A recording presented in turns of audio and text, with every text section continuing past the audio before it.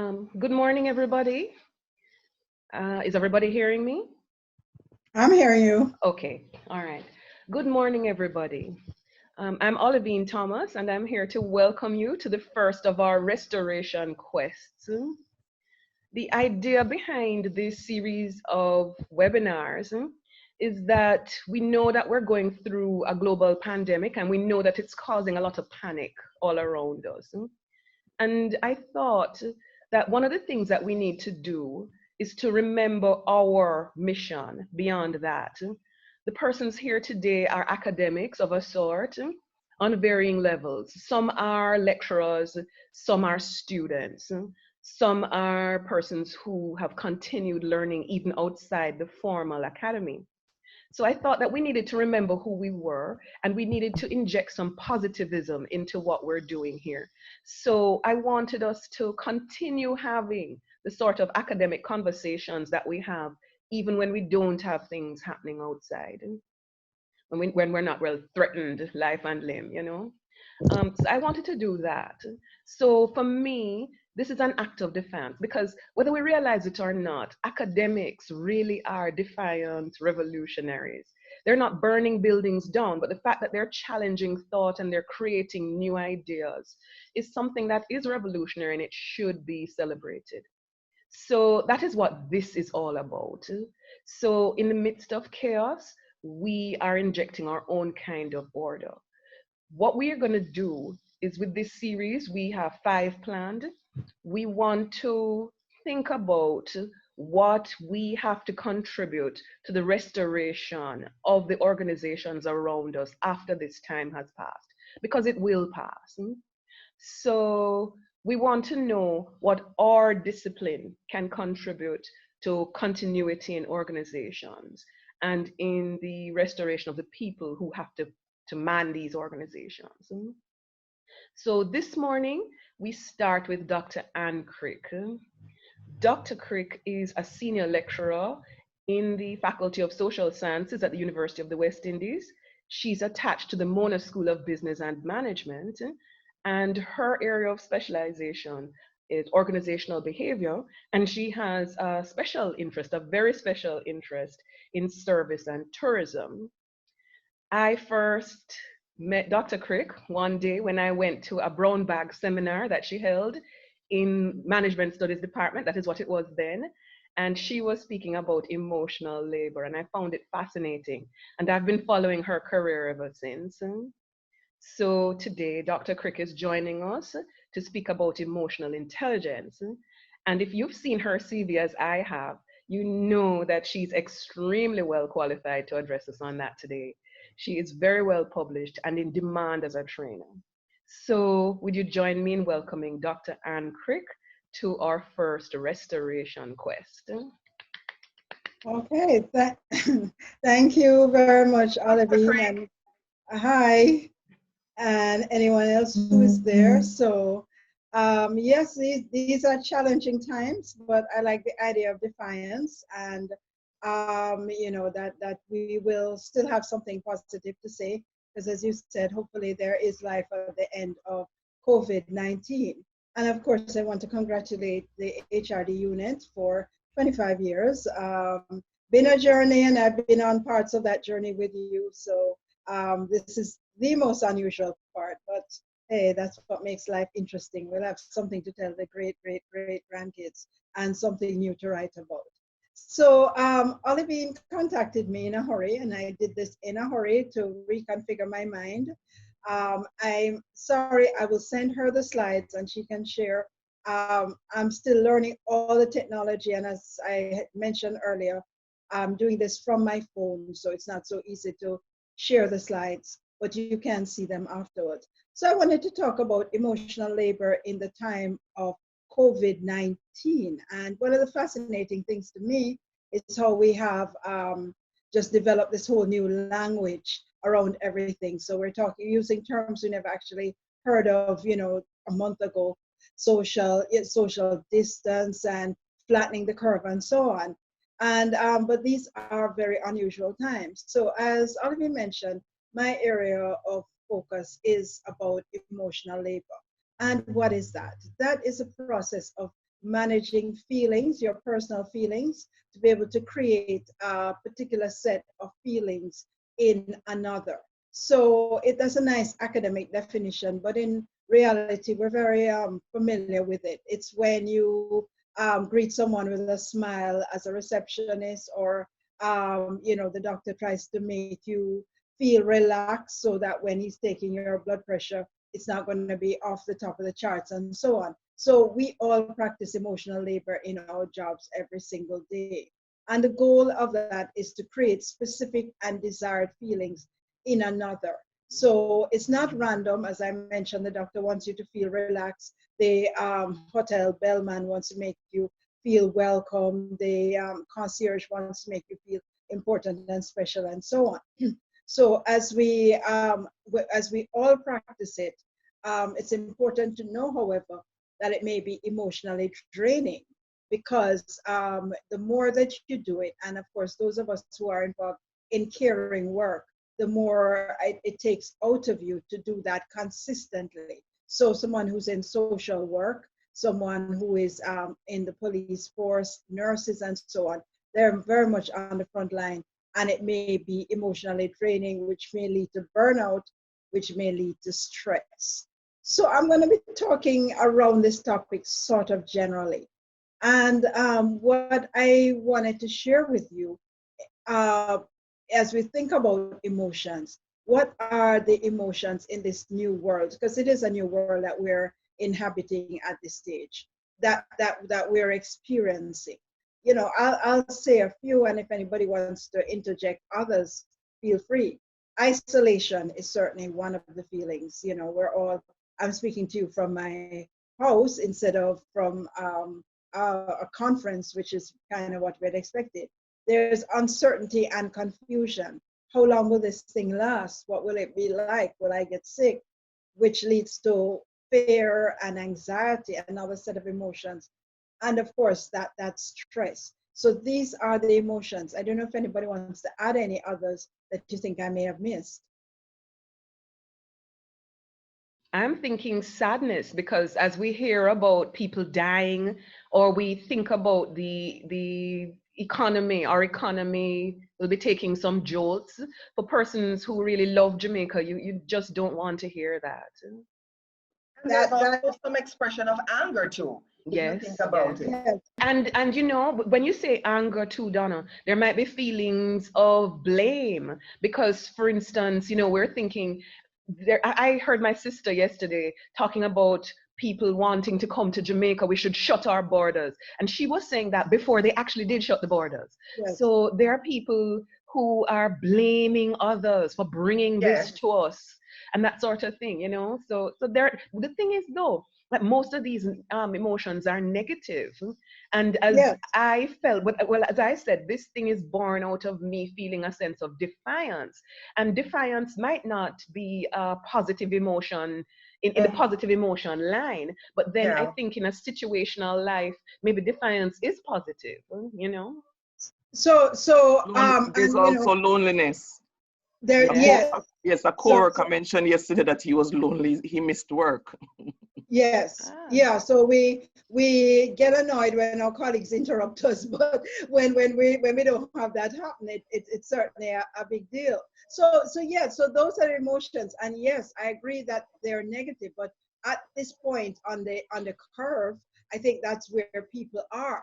So as we consider thinking about that, it's a nice segue into the next thing I wanted to talk about is we need to, as we think about organizations, we need to tap into what is it that customers, I'm speaking about customers because my other hat is quality service management. So most of my work is in service organizations.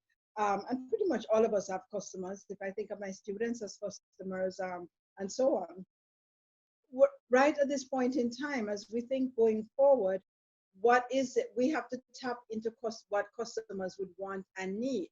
So I was thinking back to the time after 9/11 happened in the US. It was a event to them, but it became a huge global thing with lots of uncertainty. And one of the things that happened around that time was that people were staying close to home. People wanted to sort of, as it were, cocoon.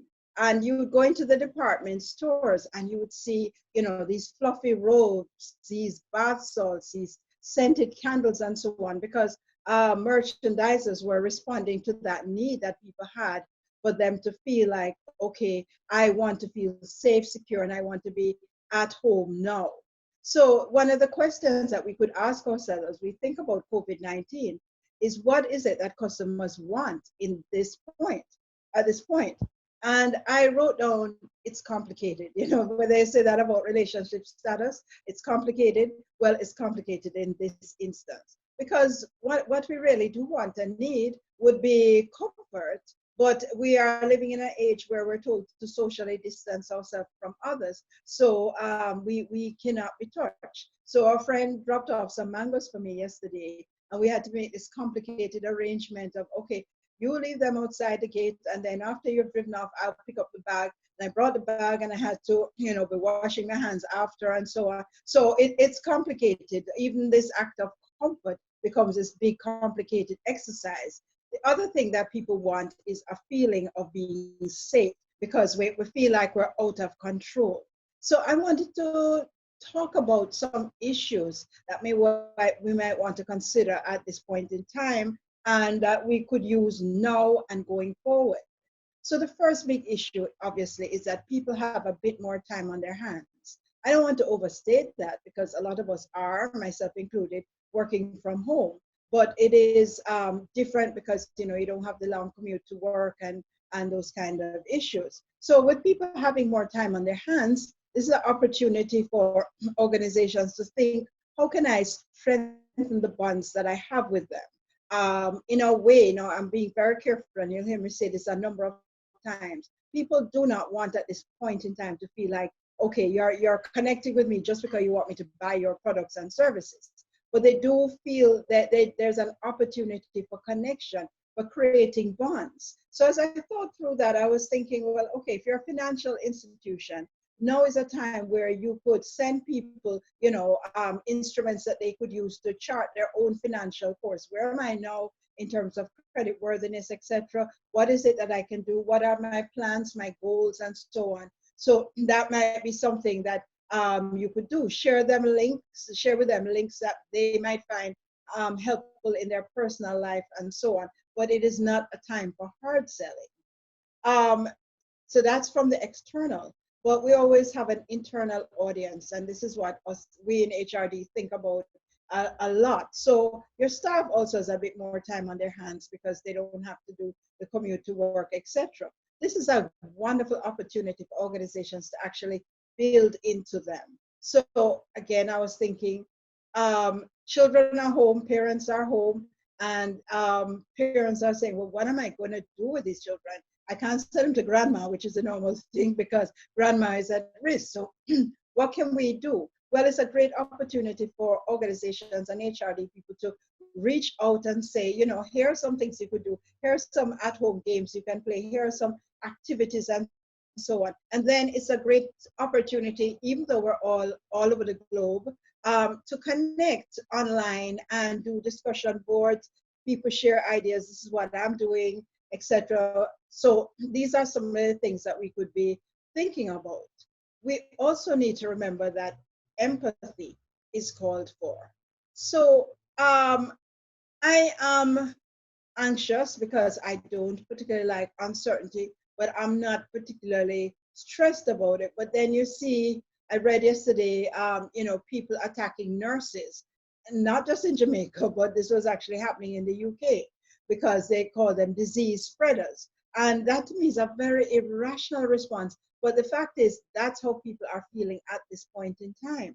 And one of the things that we think about in this moment is that even though it might be irrational to you, this is what the person is particularly feeling. So effective emotional laborers will respond to that emotional state. So it means that many organizations are still open.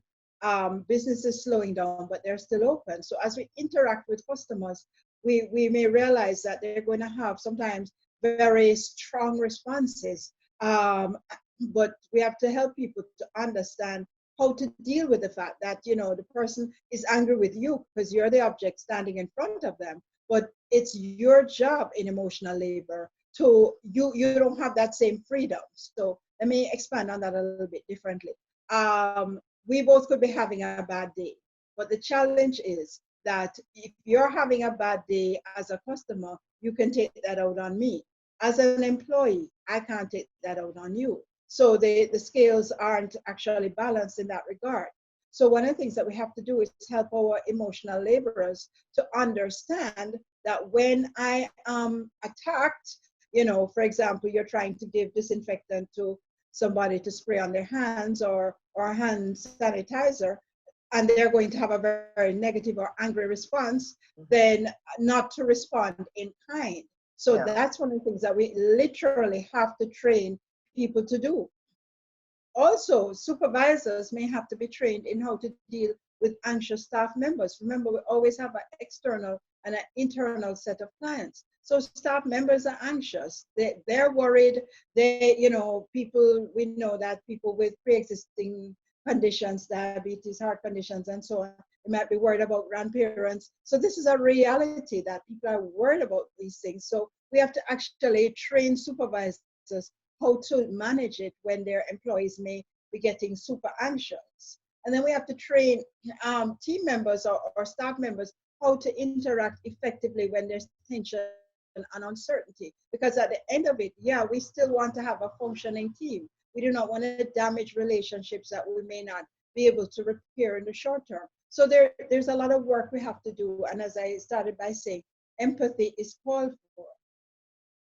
So to remind us, we cannot pour from an empty spigot or an empty tap. People are distressed at this point in time.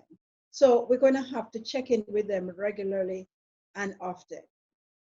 You know, we mentioned, yes, that there's loneliness and isolation that may happen. So as people are spread out, in this case, all over Jamaica or wherever they might be, we have to watch for signs of trauma. We have to respond to them. But people who are coming into work, they may also have the signs of trauma, because I had to take public transport and that lady next to me was coughing, and, you know, it's made me very anxious. So this is an opportunity now for us to pour into people, because I said they cannot pour from an empty spigot. So we need to be actually pouring into them so that they're able to pour into others. So great opportunity for gestures. This is when we double up on the you know, thank you for coming in, Carol.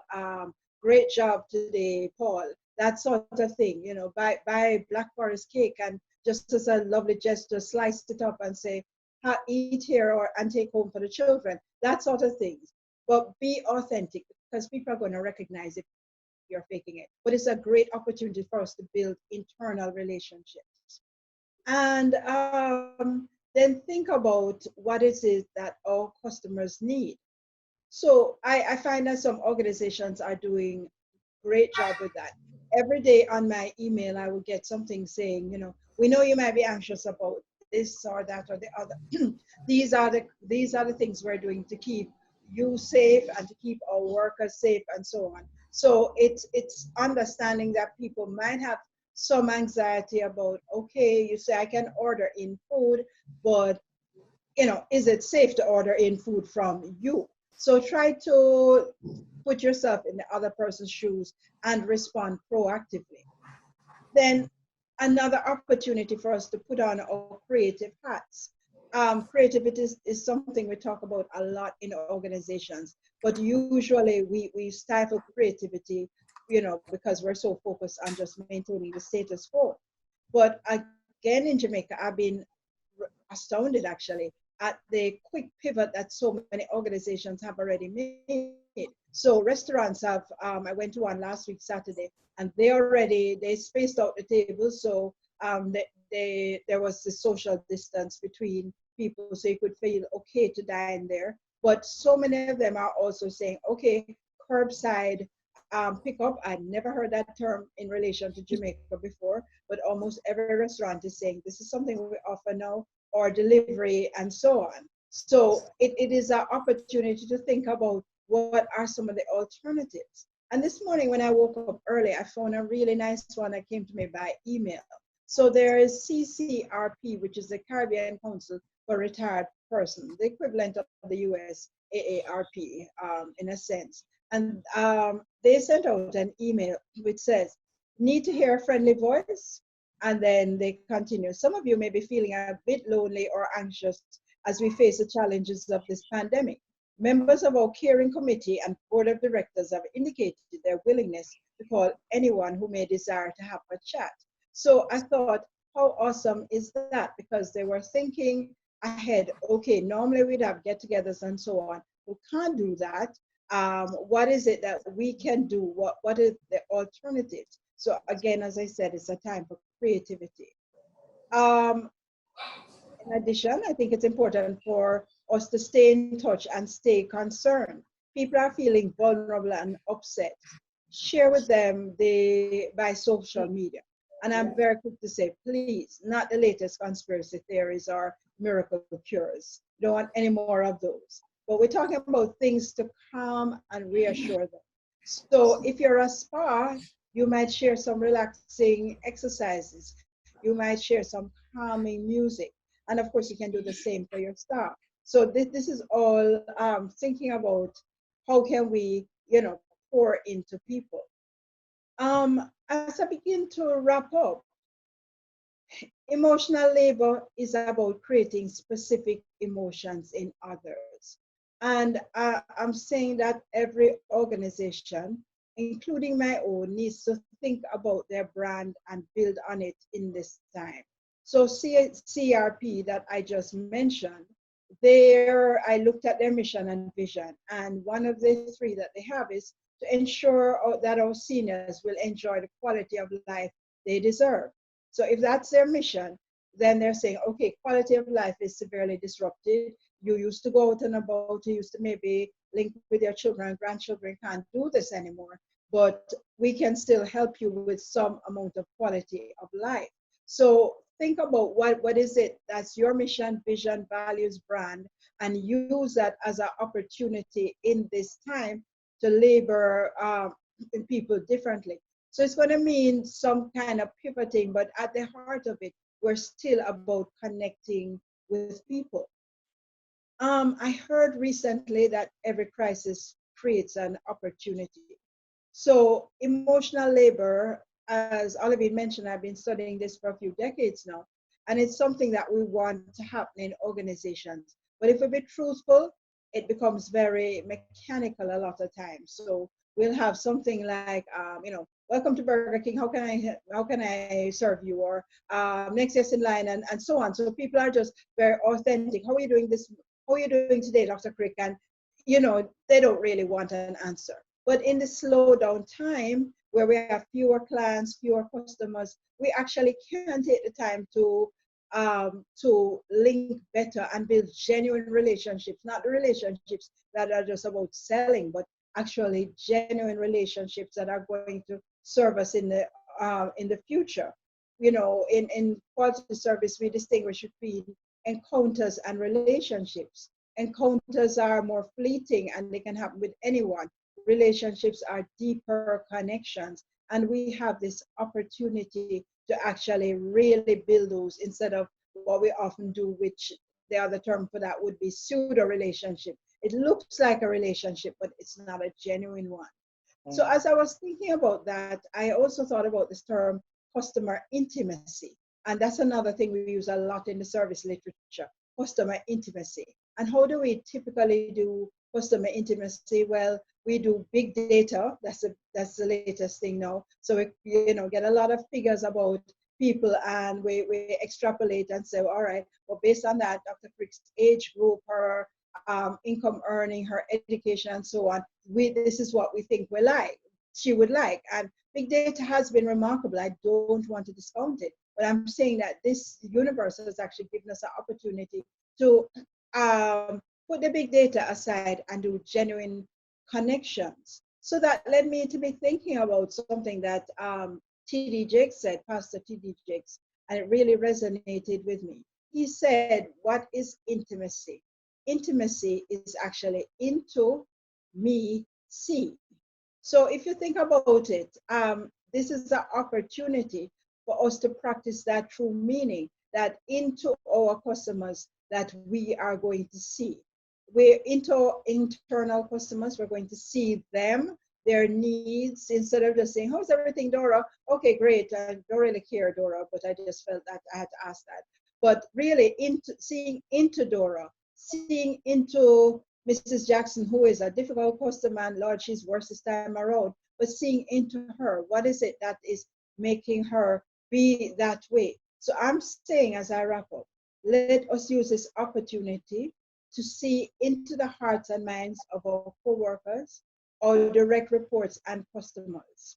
Let us use what we see as a way of serving them all better and becoming better at what we do so that we are ready to bounce back after COVID-19. So I'll leave it there, Olivine. Yes, thank you. Thank you so much. That was wonderful. I enjoyed that. Is Okay, there good. anybody who has any questions or wants to make a comment? I want to make a comment, Olivine. It was a tag that was sent out some time ago, and it was really a joke. It's meant to be a joke. I'm sure a lot of Jamaicans have seen it. It says day 2 without sports. I found a lady sitting on my couch. Apparently, she's my wife. She seems nice. Yes. And yeah, you saw that. And what happens there, especially in this country, United States of America, where the family is almost non-existent. This whole isolation, social distancing, give an opportunity to build a family. Sit with your kids. Yes. A lot of parents do not know their children. There was also another one that went out where the man was saying he's going to apologize, or he was apologizing to teachers for having so many kids around, and he couldn't deal with his one. I don't know if many of you have seen that one. It's Yes, posted I on have social. seen. So it gives you a chance to build back the family. Get to know Yes. your wife, your husband. Some work in the night, some work in the day, and they just pass during passing time. And they really don't know the kids. They don't know the human being that they send to school. I'm a teacher, so I am just, relating it to that. So it gives you a chance to build quality of life, and get to know your family and sit at the dining That's table. correct. This society Yes. does not sit at the dining table to eat and converse and say, how was your day? What happened? That sort of thing. So this whole thing of isolation, it gives you a chance to build the family and structures within the family. Yes, that's true.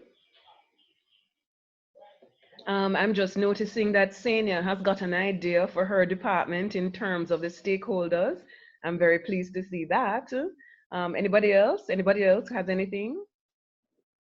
Well, of course, I got a lot of ideas for the HRD unit. So I noticed that Doreen is here, so she's gonna have to deal with those things. But is there Guys, anybody? I'm sorry, I'm not actually hearing. Oh. No, I was saying that Senia has got ideas for her department in terms of her stakeholders. So, and I see Celicia is applauding the presentation. And I'm saying that I also got ideas. I had the things that I jotted down is that I know that the way I operate is by thinking through ideas and then executing them. But very rarely do I stop to ask myself, what does the customer need? Now, the thing is, that's a little tricky because sometimes what the customer needs is not necessarily what they want. But maybe at this time, we actually need a little kindness. So sometimes you have to give people what they want rather than what they need.